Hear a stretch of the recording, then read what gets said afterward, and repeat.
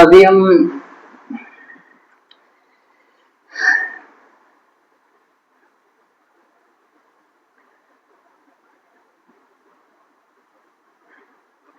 भगवत गीता पढ़ेंगे। आचार्य प्रशांत जी की जो बुक्स हैं उनको मैं सरल करने की कोशिश कर रहा हूँ। तो देखते हैं, भगवत गीता लेंगे, फर्स्ट पार्ट जो है भगवत गीता का। ये बुक्स आप मंगवाएं, बहुत अच्छी बुक है, आप इसको पढ़ें अच्छे से। और हम पढ़ेंगे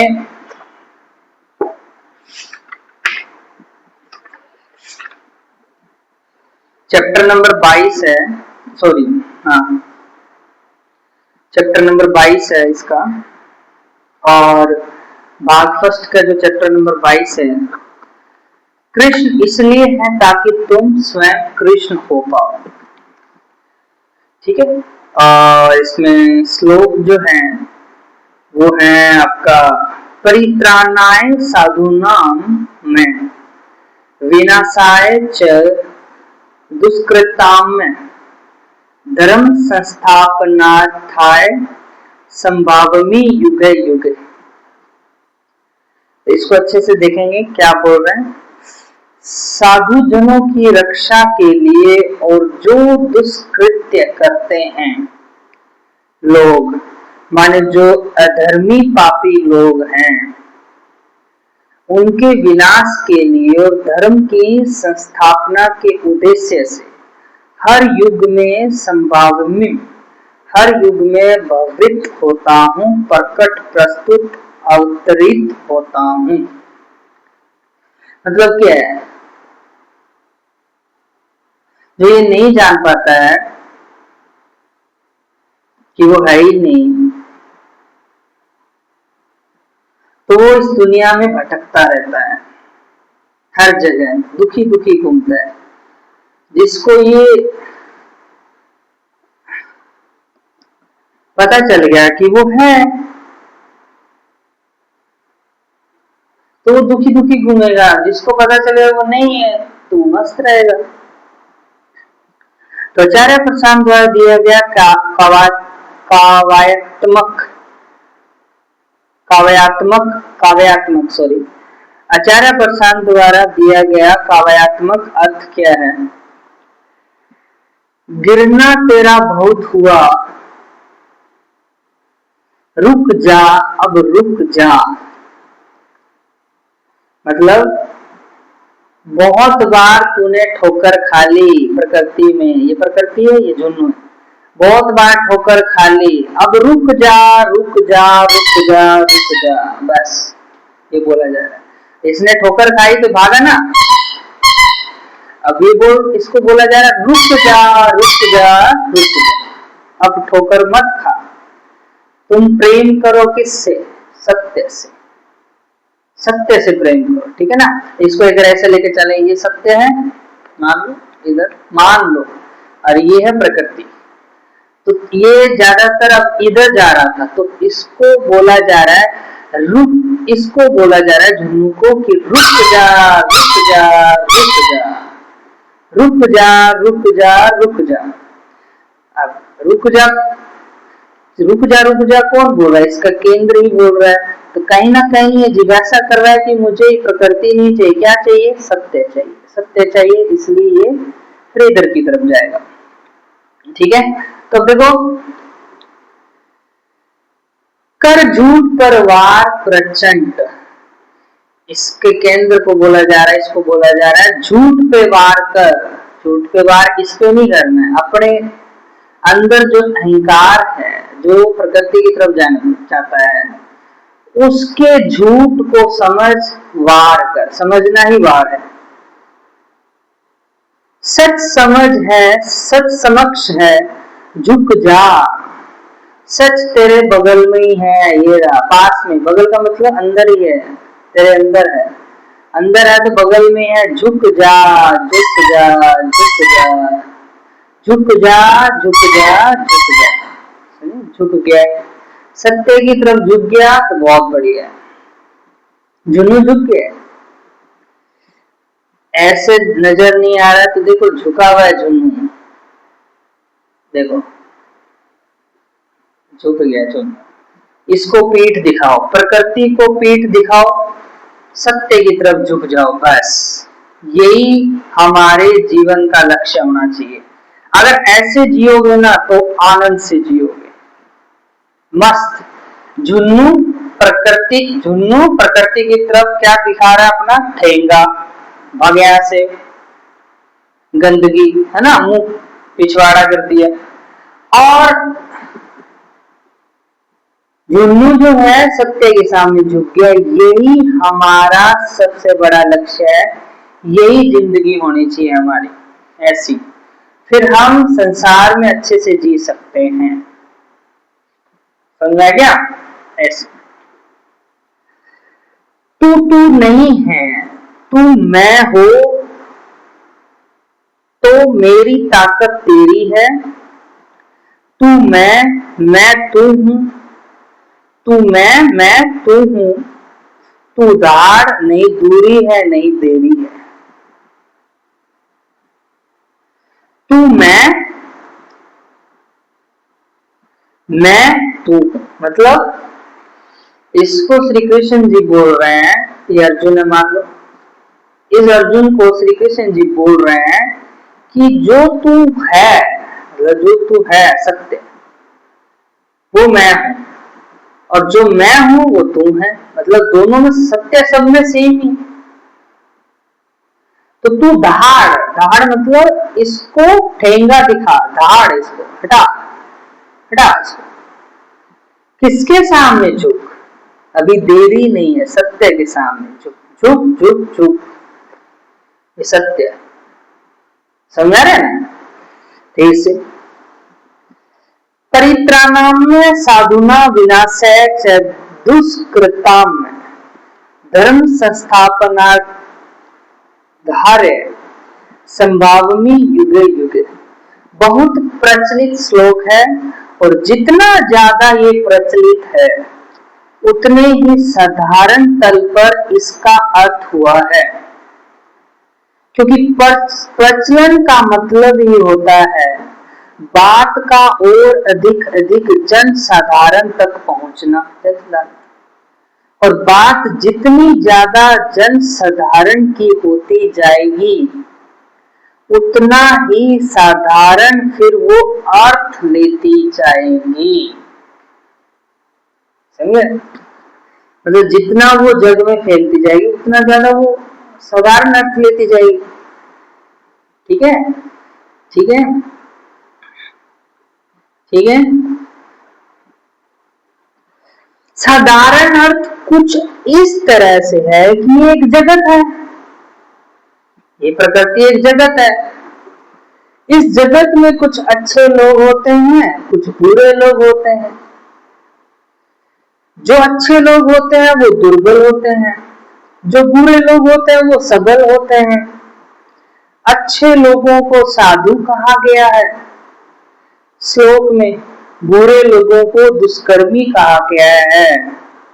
और जगत की ये रीति है, साधारण अर्थ, जगत की ये रीति है कि जहां जो अच्छा होता है वो तो दुर्बल होता ही है, और जो दुष्कर्मी है वो दुष्कृत्य करता है, वो जीतता है। ऐसा आम आदमी की सोच है, ऐसा कुछ है नहीं। तो इस आम आदमी की सोच है, तो इसलिए फिर वो धर्म की तरफ आता ही नहीं, उसको लगता है तो मेरी तो जीत होगी। जो सच की तरफ जाएगा तो पहले से जीत गया ना, बाहर जीतो या हारो ये हमारे हाथ में नहीं है, तो प्रकृति के हाथ में। तो इसी तरह एक तरफा खेल चल रहा होता है, तराजू का पलड़ा झुका होता है असत्य की ओर। तब धर्म की इतनी हानि होते देखकर श्री कृष्ण कहीं किसी जगह पर किसी काल में अवतार लेते हैं, ये साधारण अर्थ है ना। अब यहाँ पे ऐसा नहीं है कि कोई पैदा होगा तो श्री कृष्ण होगा, नहीं, मतलब श्री कृष्ण तुम्हारे अंदर है, तुमने अहंकार को हटाया तो वही श्री कृष्ण है। सिंपल सी बात है, लगातार अहंकार को हटाना ही श्री कृष्ण है। ठीक है, साधु है, साधु बेचारा है, भला है पर कमजोर है, और दुष्कर्मी है, बुरा है पर बलवान है। ऐसा आम आदमी की सोच होती है। जो गलत केंद्र से सोचता है तो ऐसे सोचेगा। साधु प्रताड़ित हो रहा है, साधु जब प्रताड़ित होता है तो वो त्राहिमाम त्राहिमाम करता है, हे ईश्वर रक्षा करो। तब भगवान कहीं अवतार लेते हैं और फिर जाकर जो बुरे लोग होते हैं उनका वध कर देते हैं। ऐसा आम आदमी सोचता है। हमने ऐसा अर्थ लिया है और फिर इसी अर्थ के अनुसार हमने अपनी कथाएं भी रच दी।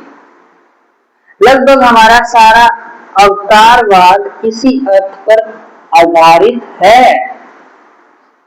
आप पुराणों की तरफ जाएंगे तो यही जो अभी कथा हमने संक्षेप में कह दी, इसी कथा को विस्तार में आप बार बार दोहराता हुआ पाएंगे। ठीक है, कहीं कोई अच्छा व्यक्ति होगा, कहीं कोई बुरा व्यक्ति होगा। ऐसा आम आदमी की सोच है। अच्छा व्यक्ति कोई भी हो सकता है, प्रहलाद हो सकता है, बुरा व्यक्ति उसका पिता हो सकता है, स्वयं हिरण्यकश्यप। कहानी तो सुनी होगी। हिरण्यकश्यप प्रहलाद जी के पिता थे। तो इतने अहंकारी कि वो वहां के राजा थे, तो बोल रहे थे सभी प्रजा को कि आप मेरी पूजा करो, मेरे अलावा किसी की मत करो, मैं ही हूं सबसे बड़ा। ये होता है अहंकार। कौन बोल रहा था? प्रहलाद जी के पिता हिरण्यकश्यप। अब हिरण्यकश्यप बोल रहे थे, ठीक है, तो प्रहलाद जी ने बोला कि मैं तो केवल श्री कृष्ण या विष्णु जी को ही पूजूंगा, उन्हीं का ही ध्यान करूंगा। अब हिरण्यकश्यप जी को आ गया गुस्सा। हिरण्यकश्यप जी को आ गया गुस्सा। अब ध्यान समझना, मैं यहाँ पे बताता हूं। ये देखो, अब इसको अपन देखो ऐसे करते हैं, ये सींग वाला है ना, तो इसको हिरण्यकश्यप बनाएंगे। देखो यहाँ ये हिरण्यकश्यप है, ये अपने आप को क्या समझ रहा है? राजा समझ रहा है। ये राजा है हिरण्यकश्यप। ये अपने सभी प्रजा को बोल रहा है झुको मेरे सामने, झुको, मैं सबसे बड़ा। ये बंदा जो है ये प्रहलाद जी हैं। ये कहाँ पैदा हुए हैं? इनके घर पे। तो ये इनके पिताजी हैं हिरण्यकश्यप। ये हिरण्यकश्यप है, ये प्रहलाद जी हैं। ये प्रहलाद जी जो हैं वो बेटे हैं किनके? हिरण्यकश्यप जी, हिरण्यकश्यप के। और ये जो है ये बुआ है प्रहलाद जी की, या बोल सकते हैं इसकी सिस्टर हिरण्यकश्यप की। तो अब क्या होता है, इन्होंने प्रहलाद जी ने बोला अपने पापा से कि मैं तो केवल विष्णु जी की पूजा करूंगा, उन्हीं का ही ध्यान करूंगा, मैं आपका ध्यान नहीं कर सकता क्योंकि वो सबसे बड़े हैं। तो ये बोले, तो ये इसको दिल पे लगी, तो दिल पे लगी तो अहंकार कैसा करता है? बुराता है। कैसे बुराता है? तोड़ दूंगा, फोड़ दूंगा, ऐसे। तो ऐसे हराता है। तो अब देखो, अब ये डरेंगे थोड़ी, ये तो श्री कृष्ण जी के साथ है, श्री कृष्ण जी इनके साथ है। तो अब ये दोनों बात करते हैं कैसे कैसे करके इसको रास्ते से हटाओ। ये तो मेरी बात मान ही नहीं रहा है। ऐसा ही घर में सबके बाप होते हैं लगभग, जो अपना कोई भी बच्चा हो जो सच्चे रास्ते पे चल जाए तो अहंकारी लोगों को बहुत गुस्सा आता है, ये कैसे चल गया। तो ऐसे बाप बहुत होते हैं हमारे भारत में, बहुत ऐसे बाप, इसलिए ये कहानी बताई जाती है ताकि सीखो। सभी बाप जो से होते हैं उनसे मैं बोल रहा हूँ, सीखो भाई, ताकि बच्चा सही शिक्षा ले सके। आप अगर पैदा कर दिए हो तो अब ले लो शिक्षा, अभी भी अहंकार रहता हम शिक्षा नहीं लेंगे। तब ये इसकी बहन है तो ये भी अनपढ़ ये भी अनपढ़, तो दोनों बात करते हैं कि इसको कैसे रास्ते से हटाएं, इसको और रास्ते से हटाना है। तो जब इसको रास्ते से कैसे हटाएं तो ये दोनों बात करते हैं।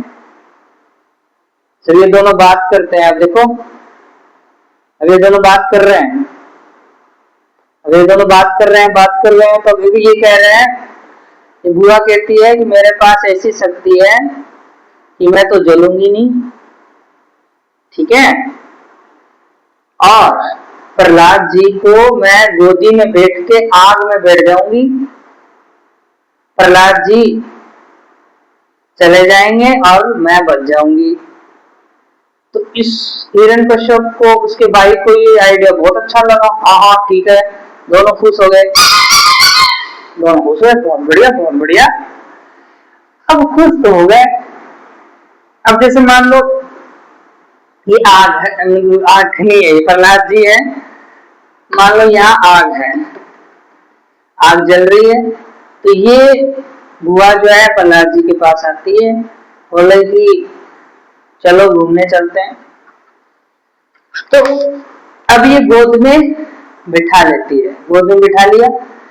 अब इसकी जो चद्दर थी वो हवा के कारण इसके ऊपर चढ़ जाती है, प्रहलाद जी के। प्रहलाद जी बच जाते हैं आग से, और होलिका जो है वो जल जाती है, बुआ उसकी। और इनका नाश कौन करते हैं, इनका नाश स्वयं विष्णु जी आते हैं, वो नाश इनका करते हैं। तो ये कहानी हमें बताती है कि जब अहंकार बहुत ऊपर होता है और बाहरी चीजें भी तुम्हारे पास सारी होती है, तुम्हारे ओधा भी सबसे ऊपर होता है, सब कुछ तुम्हें मिला होता है, बस एक चीज की कमी होती है जो मेन होता है, क्या, ज्ञान की कमी, बोध की कमी। जब बोध की कमी होती है ना, तब आपके पास पूरा ब्रह्मांड ही क्यों ना हो, आप जीरो हो। हाँ नो डाउट अहंकार जरूर रहेगा कि मैं सबसे बड़ा, मेरे सामने झुको, ये करो वो करो वो करो, ऐसे करो, झुको, मेरे सामने झुको। तो ये चीज इसमें रहती है, ठीक है। तो अच्छे व्यक्ति को सब देवगण हो सकते हैं जो रावण की कैद में थे, और रावण तो है ही बुरा, कोई अच्छा है कोई बुरा है, अच्छा हार रहा है बुरा जीत रहा है। तो कोई एक विशिष्ट व्यक्ति देह धरता है, अवतरित होता है, और फिर वो युद्ध करके जो बुरे लोग हैं उनका विनाश कर देता है। ऐसा आम आदमी की सोच है, ऐसा कुछ बोल नहीं रहा है श्लोक में, आम आदमी की सोच है। यही कथा हमने बार बार सुनी है ना, यही, और ये कथा एक सिद्धांत बनकर हमारे मन में बैठ गई है। उस सिद्धांत में दो तीन बातें हैं। पहली बात, अच्छाई तो दुर्बल होती है, अच्छाई तो दुर्बल होती है, समझ में, अच्छाई तो दुर्बल होती है, ऐसा आम आदमी सोच रहा है। परित्राणाय साधुना, मैं माने साधु की रक्षा की जरूरत पड़ेगी, साधु अपनी रक्षा के लिए किसी दूसरे पर आश्रित है। विनाशाय च दुष्कृताम, जो बुरा आदमी है वो इतना बुरा है और इतना ताकतवर है कि उसको हराने के लिए विशिष्ट प्रबंध करना पड़ता है, ऐसा आम आदमी सोच रहा है। कुछ खास आयोजन करना पड़ता है, किसी ईश्वरीय शक्ति को अवतरित होना पड़ता है। वो जो बुरा आदमी है वो इतना जबरदस्त है, सोचो कि वो अच्छे आदमी के हराए तो हारता ही नहीं, उसको हराने के लिए स्वयं भगवान को उतरना पड़ता है। ये ऐसा आम आदमी सोच रहा है। ये सब बातें सिद्धांत बनकर हमारे भीतर बैठ गई है ना, कि अच्छे हो तो फिर कैसे रहोगे, दुर्बल रहोगे, और बुरे हो तो तुम इतने सबल रहोगे कि स्वयं ईश्वर को आना पड़ेगा तुम्हें हराने के लिए। माने बुरे की तुलना भी किससे हो गई, ईश्वर से। ये तो बुराई का बड़ा महिमा मंडन हो गया भाई।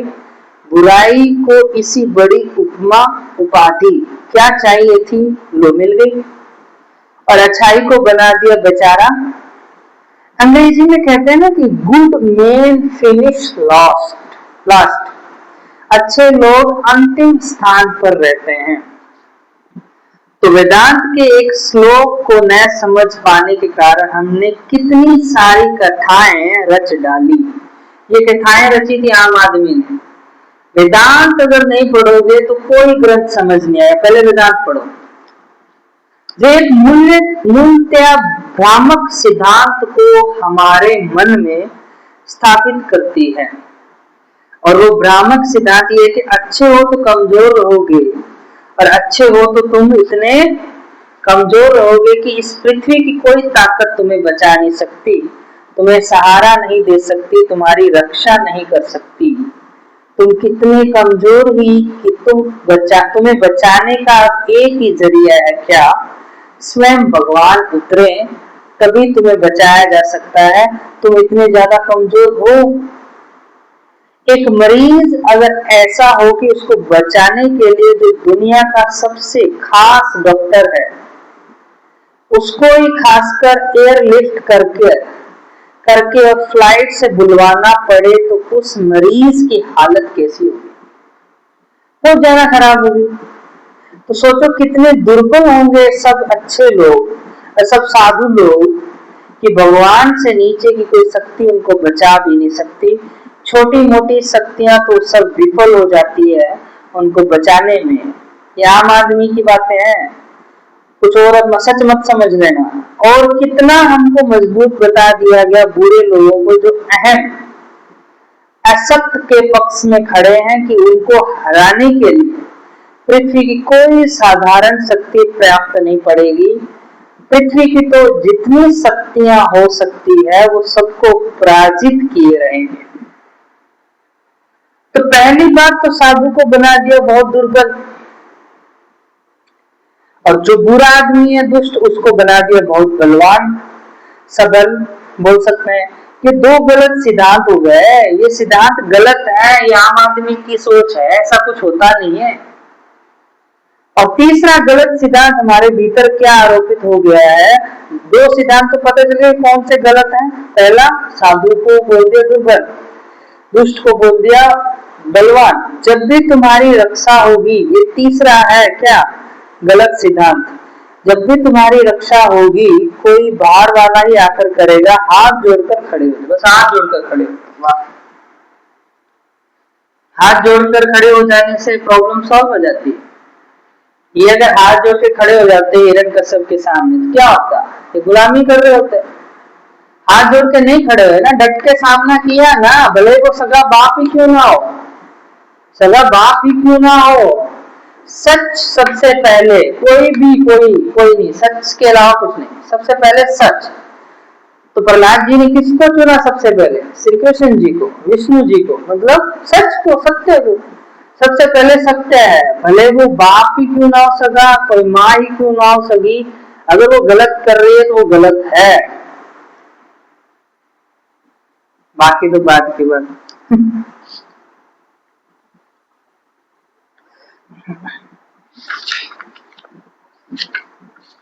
ठीक है,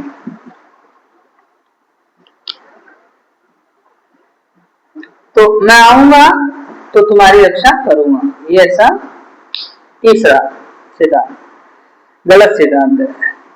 तीन सिद्धांत बताए थे, नहीं तो तुम्हारी रक्षा तुम स्वयं नहीं कर सकते, मैं आऊंगा तो तुम्हारी रक्षा करूंगा, कोई बाहर वाला आए तो ही बचाए। और हर सनातनी के भीतर यही बात फिर बैठ गई, क्योंकि इस बात को बार बार दोहराया गया है हमारी सब लोक कथाओं में, पौराणिक कथाओं में। हमारी जन संस्कृति में ये बात अब बार बार इतनी बार आती है कि हमने हाथ जोड़कर खड़े हो जाने को ही अपनी संस्कृति बना लिया है, अपनी आदत बना लिया, वो चीज हमारी रगों में बहने लगी। कैसे? इसका एग्जांपल डेली लाइफ में कैसे है, मैं बताऊं कैसे है? कीमत हुई नहीं से बताता हूं। जैसे ये जुनू है, ठीक है, ठीक है, जुनू है, और मुझे बताना है कि हाथ जोड़ के कैसे खड़ा हो जाता है। अब इसमें कुछ कामना है, अगर अंदर कोई कामना होगी, स्वार्थ होगा, इच्छा होगी, अहंकार का कोई भी पार्ट होगा, तो आपको झुकना पड़ेगा, हाथ जोड़ना पड़ेगा। ये सामने आ गया, ये बंदा जो है इसके सामने आया, अभी क्यूट है, सुंदर है, तो झुक गया ना, हाथ जोड़ दिया ना। अंदर हाथ जोड़ना, अंदर से झुक जाना ही क्या है, सुंदर है तो मैं इसको ले जाऊंगा, तो ये क्या है, झुक जाना इसके सामने। ऐसे यहां खाना दिखा नहीं, झुक गया, खाना दिखा नहीं, झुक गया, मां लालच, झुक गया, ऐसा ये बोल रहा है, झुको झुको, ऐसे, समझा ना? तो ये झुक गया ना। ये है नेता आया नहीं, मान लो ये तो चलो सुंदर है, अब इसकी बारी करता है। जैसे ये बंदा है, ये जुन्नू है, नेता की गाड़ी, ये इसकी बीवी है, ये नेता है, नेता की गाड़ी जा रही है, मान लो इसके सामने आ गई, तो ये क्या करेगा, बिना सोचे समझे झुक जाएगा, बस, सॉरी, बिना सोचे समझे झुक जाएगा, ऐसे झुक गया, बिना सोचे समझे झुक गया, हाथ जोड़ दिए। यही हमारी आम आदमी की क्या है, दशा, ये हमारे आम आदमी क्या है, सिचुएशन, समझ में आ गई? यही परिस्थिति है, आम आदमी की परिस्थिति है, ये ऐसे ही करता है आम आदमी, 99.9% आम आदमी यही है, ठीक है। तो देखो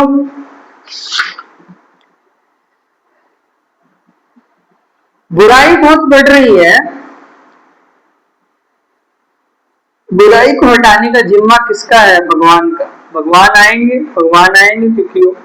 क्योंकि भगवान ने खुद बोला था, धर्म संस्थापनार्थाय संभावामि युगे युगे, धर्म की संस्थापना करने तो मैं आऊंगा बेटा, तुमसे नहीं हो सकती, मैं आऊंगा।